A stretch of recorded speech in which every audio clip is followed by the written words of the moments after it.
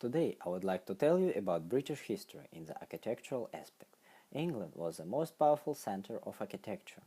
However, the unique architectural styles of Ireland, Scotland and Wales plays a significant role in the international history. The British architectural history starts with the first Anglo-Saxon Catholic church, which was built after Augustine of Canterbury arrival to England in 597 AD. The British architecture is closely connected with the history of the country. Different people with different cultures and languages lived in the territory of the British Isles. As a result of it, all these people made a great impact on history, culture, architecture and language development on the country. Today, let's focus our attention on the architectural aspect of British development, which is based on the best architectural examples, such as Caerphilly Castle, the Salisbury Cathedral, the Banqueting House and the Tower Mary X30. What do you know about the Caerphilly Castle? Why is it so special? You're welcome to find the answers together with me now. Let's start with the history. First of all, I would like to start with the history of this period. When the Romans invaded Britain in the 1st century AD, they made little attempt to adapt their architecture to the traditions of their new Roman province of Britannia. Rather, they imposed their own Mediterranean style of architecture and town planning. One of the most visible remnants of that style in England is the Roman villa. The word Roma comes from the Latin word Romanus. In England, this style is called Norman. The Roman style was developed in the 11th century. The main buildings characterizing this architectural period were fortified castles and temple fortresses. We can see the best demonstration of Norman style in England architecture, and the great example of it is the Caerphilly Castle. The central element of the castle is a tower donjon, when we can notice other buildings from simple geometry forms, cylinders, prisms, cubes, which we can see from the example of the castle. On Roman buildings, laconic facing and clear architectural silhouette are combined. The building is carefully fit to the environing landscape. It also looks throttly and fixedly. Massive walls, stepped recessed doorways, narrow window openings are a part of this architectural style of that period. National styles are absent. Architecture is strict and hasn't got any frills. The practical aspect is in the foreground. Inside the inner ward was the castle's great hall accommodation. Caerphilly was built with a fashionable high-status accommodation, similar to that built around the same time in Chepstow Castle. In the medieval period, the great hall would have been subdivided with wooden screens, colorful decorations with rich detailed carving and warmed by a large central fireplace. Some carved medieval corpses in the shape of male and female heads survive in the hall today, possibly depicting the royal court in the 1320s, including Edward II, Isabella of France, Hugh the Spencer and Eleanor de Clare. To the east of the great hall was a castle chapel, positioned above the buttery and pantry. On the west side of the hall were the castle's private apartments, two solid blocks with luxurious fittings.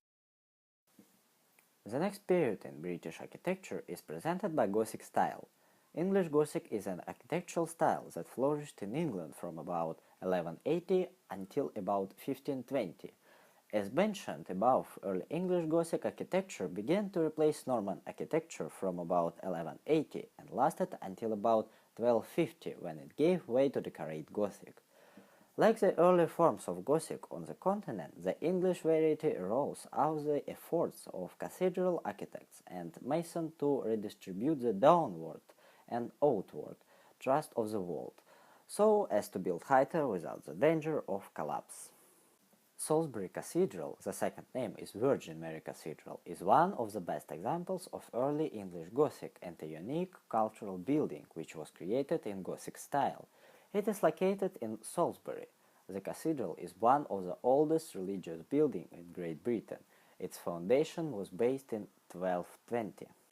As a response to deteriorating relations between the clergy and the military at Old Sarum Cathedral, the decision was taken to reside the cathedral and the bishopric was moved to Salisbury.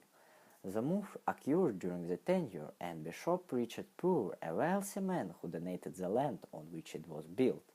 The new cathedral was paid for by donation, principally from the canons and vicars of southeast England, who were asked to contribute a fixed annual sum until it was completed.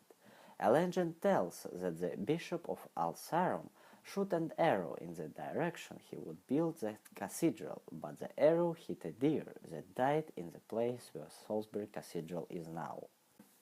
Creating Salisbury Cathedral in classical Gothic English style, architects had an aim to create a masterpiece of English Gothic which could be loved by many people. The Gothic style, which is sometimes called an artistic style, is the final step in the art development of medieval period in Central, West and East Europe. A term Gothic, which they had created in Renaissance, meant derogative architecture art and sometimes even barbarian. However, walls decorations of the Salisbury Cathedral, arcs, splendid windows mosaic, slanders and other interior elements inspire all people who have an opportunity to be in this unique place. A steeple of Salisbury Cathedral was finished in 1320. It is the tallest steeple in England, which was created before 1400. Its height is 123 meters. Tourists and pilgrims can see a picturesque view inside the cathedral. It is an empty steeple with old scaffolds inside. Time passed by and many walls were finished by the 5th century, as it reflected in architecture too. The Norman and Gothic styles were left behind and Classicism appeared. Classicism invaded England and became the royal architecture style. Many talented architects such as Indigo Jones, Christopher Wren, Burlington Count studied and developed Palladio ideas.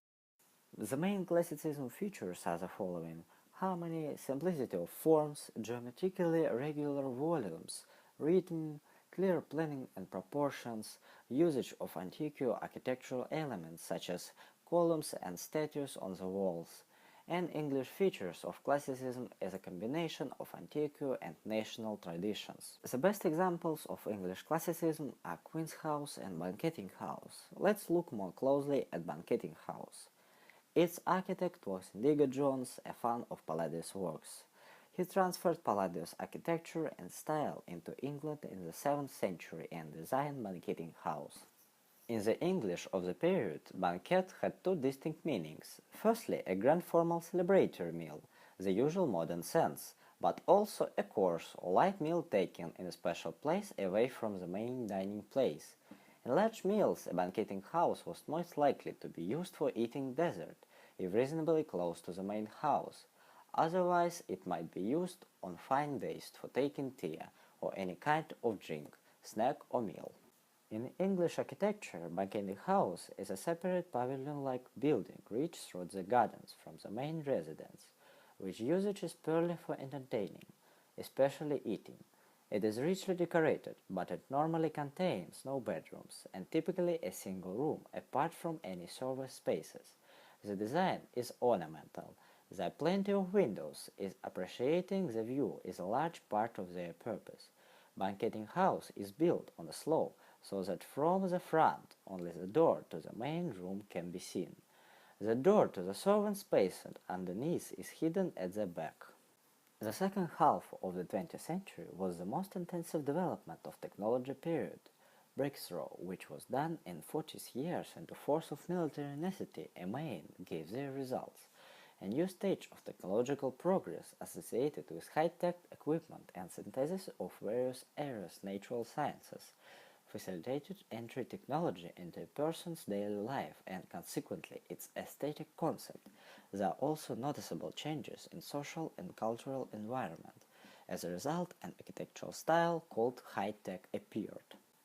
High-tech from high technology style in architecture and design originated in the UK in depths of late modernism in 1970, found widely used in 1980 and relevant today.